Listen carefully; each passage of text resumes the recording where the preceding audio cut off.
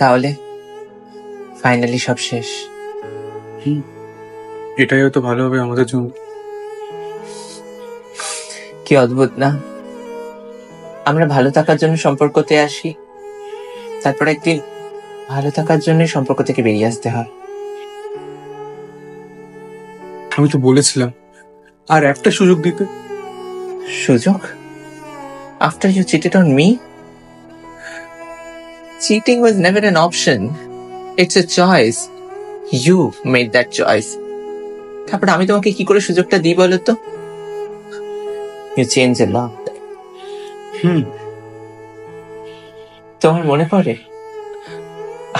আমাদের ফার্স্ট ডেটে আমরা ঠিক ওই সামনের টেবিলটাতে বসেছিলাম, দুজনে ভীষণ নার্ভাস ছিলাম আর ভীষণ এক্সাইটেড। আমার ফ্লোরাল শার্ট আর তোমার খোলা শুরু।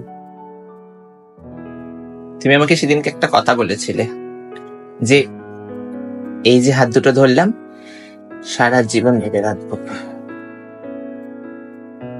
থাক না, পুরোনো কথা বলি আর লাভ নেই। সত্যি তো, থাক আর লাভ নেই।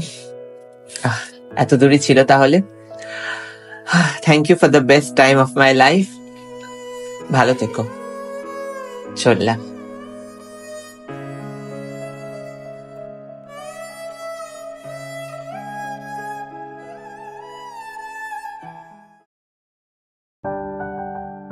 বাই দ্য ওয়ে, বললি না তো কি অর্ডার করবো? এনিথিং। আর হ্যাঁ, আপনাকে এই ফ্লাওয়ার প্রিন্টেড শার্টটা পরে কিন্তু খুব সুন্দর লাগছে। আরে এর থেকেও বেশি সুন্দর লাগছে তোমার খোলা চুলটা।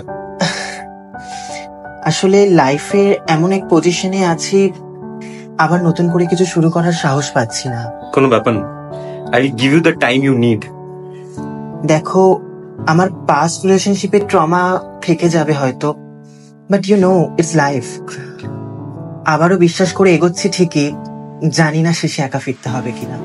আসলে কি বলতো, অতীতটা যে আমারও খুব সুন্দর খুব ভালো সেটা তো নয়, কিন্তু আমি সবসময় এইটুকু চেষ্টা করব যেটা তুমি ডিজার্ভ করো তার থেকেও বেশি কিছু দিতে। এই আপনি কিন্তু ফার্স্ট ডেটেই আমাকে লাইন মারার চেষ্টা করছেন। লাইন মারছি? এই যে হাত দুটো ধরলাম সারা জীবন এইভাবেই ধরে রাখবো।